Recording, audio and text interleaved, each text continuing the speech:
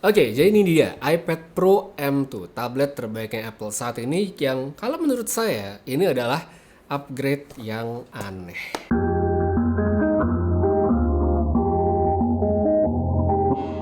Halo, apa kabar semuanya? Kembali dengan Putu Reza dan kembali hari ini saya akan ngebahas satu tablet dari Apple yaitu iPad Pro M2.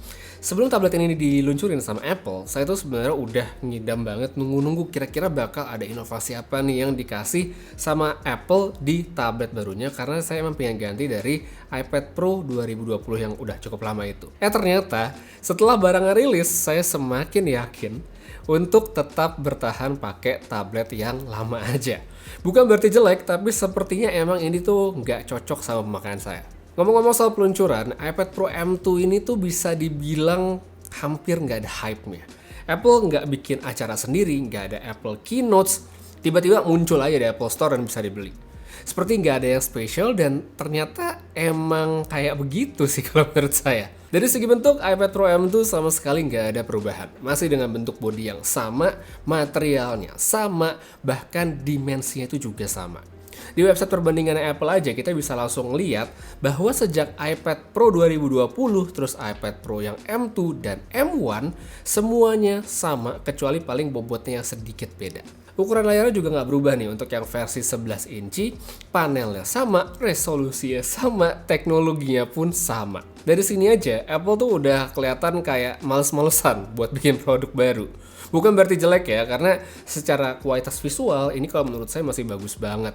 Entah buat dipakai kerja, buat nonton, atau main game, semuanya oke. Ini adalah layar yang menurut saya sangat baik kualitasnya. Mungkin Apple mikirnya, kalau yang sebelumnya nggak jelek, nggak rusak, ya udah kita nggak usah ngapa-ngapain. Cuma tetap aja, sayang banget menurut saya untuk sebuah produk tablet yang flagship kayak gini. Apple Pencil tentu masih support pastinya dengan generasi yang kedua tetap bisa nempel di pinggiran untuk proses pairing atau charging dan yang baru itu ada yang namanya fitur Apple Pencil Hover. Jadi saat kita mengarahkan pensil ke layar tanpa menyentuh, nanti kita bisa melihat ada feedbacknya. Kalau di home screen kita bisa lihat dari logo-logo aplikasi, sedang kalau di notes atau mungkin aplikasi gambar atau tulis lainnya akan ada titik yang menunjukkan titik mana yang akan disentuh oleh pensilnya nanti. Ini sebenarnya bukan fitur yang revolusioner gimana gitu, karena udah ada di tempat lain, tapi untuk user iPad, mungkin ini akan sangat berguna kalau emang benar-benar dipakai. Nah, yang paling nggak banget kalau menurut saya dari keseluruhan desain iPad Pro M2 yang baru itu, sebenarnya adalah dari posisi kamera depan yang nggak diganti sama Apple dan masih ada di samping kalau kita menggunakan tablet di orientasi landscape. Padahal, kalau kita lihat di tempat lain ya, iPad generasi 10 yang lebih murah dan dirilis berbarengan dengan iPad Pro M2, bisa loh mereka mindahin posisi kameranya ke tengah. Mau dia kalian pakai fitur center stage sekalipun, tetap posisi ideal kalau menurut saya untuk sebuah kamera kayak webcam gitu ya ada di tengah. Mungkin tiap orang punya preferensi masing-masing jadi ya cocok-cocokan aja. Secara kualitas ini sih masih bagus tentu untuk keperluan meeting, kelas online atau semacamnya. Mic juga jernih jadi sebenarnya udah bisa dibilang komplit banget. Oke, jadi ini sekarang saya lagi ngerekam menggunakan kamera depan dari iPad Pro M2 menggunakan aplikasi Zoom. Ya, center stage saya nyalain jadi saya berada di tengah seperti ini, posisinya kelihatan lebih natural, padahal ya saya kalau mau ngelihat ke kamera gitu kelihatan dari yang diajak ngomong pas ngeliat ke tengah saya harus ngeliat ke samping. Kurang enak kalau menurut saya, tapi kalau misalnya kita matiin center stage-nya lebih aneh lagi menurut saya, padahal sekarang ini saya duduk bener-bener di depan tablet lurus di tengah, tapi di kamera saya agak di samping sehingga lebih baik kalau center stage-nya dinyalakan seperti sekarang supaya kelihatan lebih natural. Gitu. Oke atau enggak sih kalau kalian Oke atau enggak sih menurut kalian dengan mode seperti ini? Silahkan tulis pendapatnya di kolom komentar. Kemudian untuk sedikit kamera belakangnya juga, setupnya masih setia dengan dua lensa plus ada sensor LiDAR. Untuk standar sebuah tablet, kameranya iPad Pro M2 ini udah bagus untuk dipakai foto-foto kalau mungkin kita ngerasa nggak ribet dengan ukuran tabletnya yang besar. Hasilnya bagus dan cukup memuaskan untuk sebuah tablet. Sekarang baru deh kita masuk ke bagian yang benar-benar baru dari iPad Pro M2, nggak lain dan nggak bukan chipsetnya ya, M2 itu sendiri. Namanya juga produk baru, Apple ngejanjiin performa yang bagus dan kencang banget di tablet barunya ini. Kalau kita adu via aplikasi benchmark, iPad Pro 2020 saya itu udah kebanting. Selisihnya signifikan banget dari segi angka, tapi yang terpenting apakah pada pemakaian sehari-hari itu terasa bedanya? Kalau menurut saya, enggak. M2 di iPad Pro ini kalau buat aktivitas dan pemakaian saya justru jadi terasa overkill. Enggak kepake, ada beberapa yang sia-sia. Ditambah lagi dengan iPadOS yang baru ya, update terbaru yang memungkinkan fitur Stage Manager untuk digunakan pada iPad Pro generasi sebelumnya, saya jadi semakin ngerasa nggak perlu-perlu amat untuk ganti ke iPad yang baru. By the way, sedikit update juga nih untuk bagian software. Salah satu fitur highlightnya kan adalah kemampuan untuk tampil full screen ketika dicolok ke monitor eksternal. Saat versi beta di iPadOS 16, fitur ini sebenarnya bisa berjalan, tapi saat rilis final dan sekarang dengan posisi iPadOS 16.1.1, ketika dicolok tampilannya tuh nggak jadi penuh.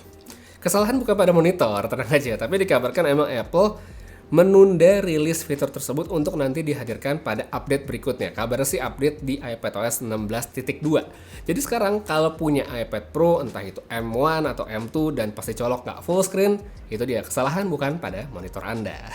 Oke, kita balik lagi ngomongin soal performa. Tablet ini pastinya memang sangat terasa responsif untuk berbagai macam pemakaian. Mau pakai multitasking, enak banget. Main game rata kanan itu juga mulus. Dipakai ngedit atau render video pun cepet. Ini udah enak banget. Pokoknya, untuk secara performa, tablet seperti iPad Pro M2 ini adalah produk yang sangat powerful dan masa pakainya bakal sangat panjang. Mungkin bisa sampai 3 bahkan 4 tahun ke depan. Meskipun ya seiring waktu pasti akan menurun karena tuntutan specs yang ikutan naik. Habis itu untuk daya tahan baterai menurut saya juga oke sekali, bisa dipakai 3-4 hari dalam sekali full charge untuk pemakaian yang intensitasnya cukup sedang, kayak saya pakai misalnya ngetik, kayak browsing, nonton Netflix, dan main game 1 jam sehari, itu nggak masalah. Tapi balik lagi, untuk saya yang masih ada akses ke laptop seperti MacBook Pro, semua tenaga super yang ada di tablet seperti iPad Pro M2 ini jadi lebih banyak nggak kepakainya. Cuma kalau buat orang lain yang mungkin pengen melakukan aktivitas lewat perangkat yang lebih ringkas seperti tablet dan butuh power yang kuat banget mungkin buat aplikasi animasi 3D atau mungkin ngedit video dengan grading yang advance, ya tentu ini bisa menjadi opsi. Oh ya, ngomong-ngomong soal ngedit, bersamaan pas peluncuran atau pengumuman produknya, ada pengumuman juga bahwa nanti bakal hadir yang namanya software DaVinci Resolve for iPad. Buat mereka yang emang berkutat di bidang video editing pasti udah nggak asing dengan nama dan kemampuan aplikasi ini. Sekarang emang belum ada dan katanya sih akhir tahun ya, Q4 2022. Tapi kalau udah tersedia, mungkin ini bisa menjadi game changer atau alternatif yang sangat menarik untuk video editing lewat sebuah iPad. LumaFusion yang sebelumnya sering jadi andalan kalau kita pakai iPad, sekarang ada saingan dan saingannya tuh nggak main-main. Jadi saya sih excited banget untuk menunggu nanti kehadirannya dan seperti apa pas dipakai. Untuk sekarang belum ada, jadi harus bersabar. Jadi kesimpulannya cocoknya ini buat siapa kira-kira? iPad Pro M2 yang sangat powerful ini. Kalau menurut saya ini tuh cocoknya buat orang yang baru banget akan punya iPad Pro. Entah sebelumnya belum punya tablet atau mungkin baru beralih dari iPad Air karena berasa butuh tenaga yang lebih, ya maka menurut saya ini adalah produk yang cocok untuk dipertimbangkan.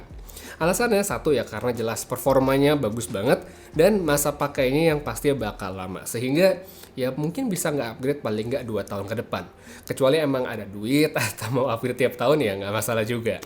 Sedangkan kalau buat yang udah pakai iPad Pro, entah itu generasi yang M1 atau yang lebih lama kayak saya A12Z ya, yang 2020, mungkin ya masih nggak perlu ganti karena perbedaan fiturnya itu nggak signifikan. Kecuali emang butuh ya itu dia kata kunci ya tenaga yang lebih besar, mungkin buat keperluan pekerjaan, maka menurut saya ya upgrade aja. Kalau saya sih kayaknya lewat lagi nih karena belum merasa perlu untuk ganti ke iPad yang lebih baru. Apapun pilihannya itu balik lagi ke preferensi dan kebutuhan masing-masing. Dan kalau kebetulan kamu pengen beli iPad Pro M2 yang baru, langsung aja ke Studio Ponsel, linknya saya taruh pada kolom deskripsi di bawah. Untuk sekarang kayaknya segitu dulu review saya tentang iPad Pro M2. Makasih banyak nonton sampai habis. Putu Reza pamit, sampai ketemu lagi di video berikutnya. Dan seperti biasa, have a nice day.